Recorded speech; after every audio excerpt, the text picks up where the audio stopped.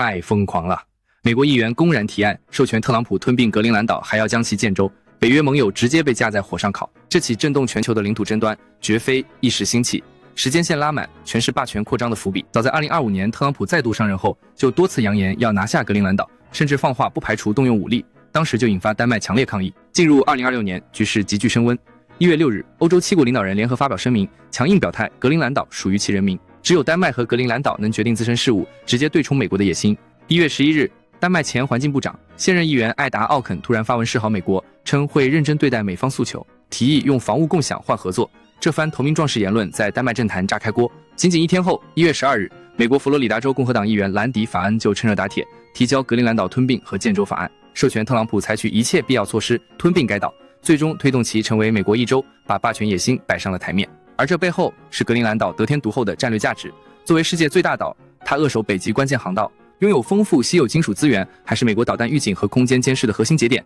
早已被美国视为北极战略的必争之地。这波局势升级的关键动态，各方博弈堪称暗流涌动，每一步都透着算计与无奈。先看美国的两面操作，一方面，议员提案态度强硬，法案明确授权总统可通过谈判等一切手段吞并，还要求加速推进建州流程。白宫顾问也直言，格陵兰应成为美国一部分。但另一方面，国务卿卢比奥又在国会闭门简报会上降温，称优先用外交和经济手段施压，军事选项只是压力工具。这种矛盾表态，本质是想最大化谈判筹码。再看丹麦的分裂应对，前部长艾达·奥肯一边迎合美方，称丹麦愿带头为西方防务做贡献，甚至借机催美方优先交付 F-35战机等军备，一边强调领土不能出售，防务可协商共享，试图在主权和利益间找平衡。但丹麦政府和多数专家坚决反对，首相办公室早已明确格陵兰岛不是待价而沽的地产。更关键的是，格陵兰岛本身作为丹麦自治领地，它拥有高度自治权，当地自治政府重申，任何决定都必须由本岛人民做出。而美国民调显示，70%以上美国人反对动物强取，仅25%支持购买，美方内部也存在巨大分歧。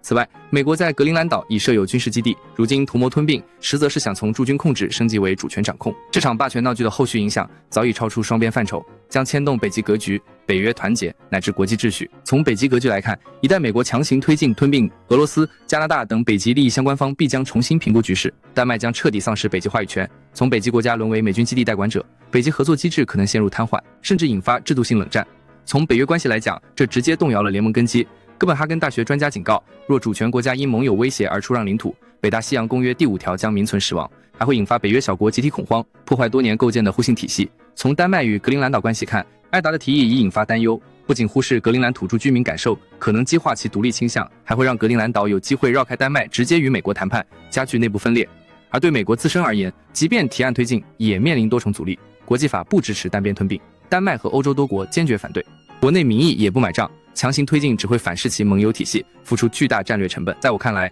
这起事件的本质是美国单边主义霸权的又一次赤裸暴露。美国为了掌控北极战略高地，无视盟友主权、国际法准则和当地民意，动辄以军事选项施压，甚至推动吞并建州。这种强者通吃的逻辑只会不断撕裂国际社会。而艾达·奥肯的妥协提议看似务实，实则短视且危险。一旦在主权问题上松口，只会让霸权得寸进尺，最终丧失国家尊严与战略主动。反观欧洲多国的联合声明，丹麦专家的清醒反对，以及格陵兰岛对自治权的坚守，都是对主权平等原则的捍卫。历史早已证明，靠威胁和吞并维系的霸权无法长久，尊重各国主权和人民意愿才是国际合作的根基。屏幕前的你，觉得美国的霸权图谋能得逞吗？丹麦该坚守主权还是妥协退让？评论区留下你的看法，一起为坚守主权平等的声音点赞，别忘了转发，让更多人看清这场霸权闹剧背后的真相。